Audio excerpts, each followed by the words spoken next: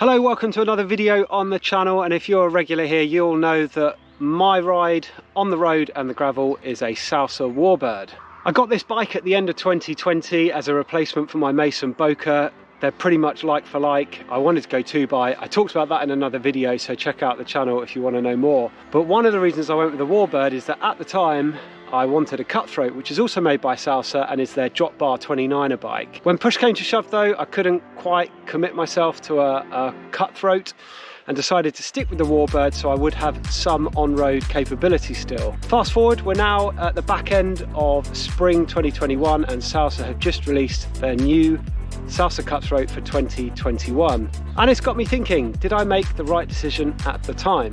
And in truth, I'm not sure if I did. Since then, I have bought the Genesis Longitude bikepacking bike, and I'm really enjoying the bigger, wider, knobbly tyres, the more upright position, and just riding all the back lanes around near my house. I seem to be doing less and less road riding and putting on less fitted Lycra, although on a day like today, you can't really beat the Perfetto for performance. So it got me thinking, what can I do to my Salsa Warbird to make it more Cutthroat-esque? Well, we can start by maximising its potential towards a Cutthroat.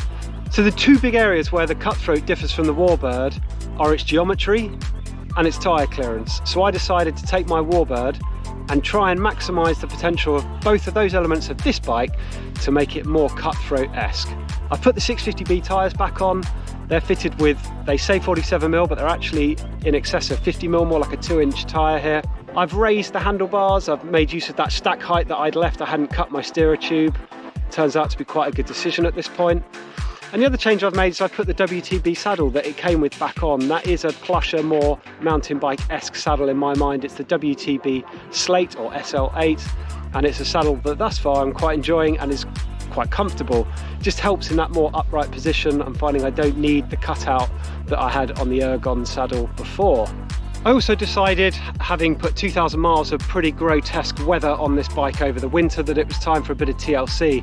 I clean my bikes and maintain to a certain element my bikes, but there are certain things that I'm not too capable of doing. Things like the bearings in particular, headset, bottom bracket. So I took it to my local bike mechanic, who I really rate, and he has spent some time on this bike and got it running really nicely again. So let's take a closer look at the changes I've made and some of the bits that he sorted for me as well. Okay, let's take it from front to back then. So there's the increased stack height. I'm hiding that shame with my Apogura top tube bag, which just helps hide some of that giraffe effect of all the spacers underneath the stem. And I've still got a little bit more to go there. It's about a 10mm spacer on top there, but this feels pretty comfortable and nice.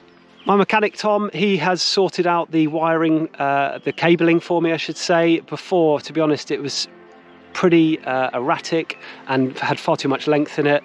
As well as that, they put barrel adjusters on both front and rear derailleurs, and on the new GRX you've got a barrel adjuster on the rear derailleur, and on the front derailleur you've got a little grub screw that you can use to adjust the tension. So we had those barrel adjusters taken out. They were just kinking the lines and actually causing the front derailleur certainly to shift quite with a lot of friction. So having taken those out, it feels a lot better.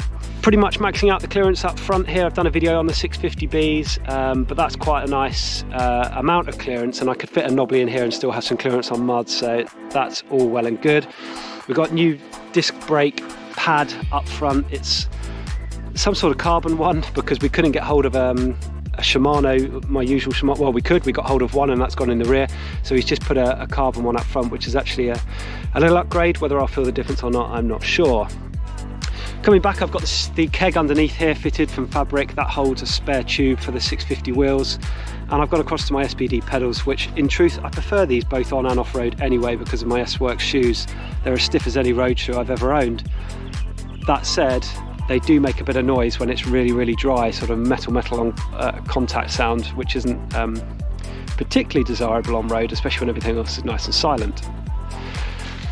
Brand new chain and an 11-32 cassette. That's not ideal. I would usually run an 11-34 on this bike, but because of Brexit, COVID, the uptake in cycling, whatever it is, the lack of componentry available at the moment, we had to go with an 11-32, so I've lost a little bit of range at the moment, but it's still pretty good.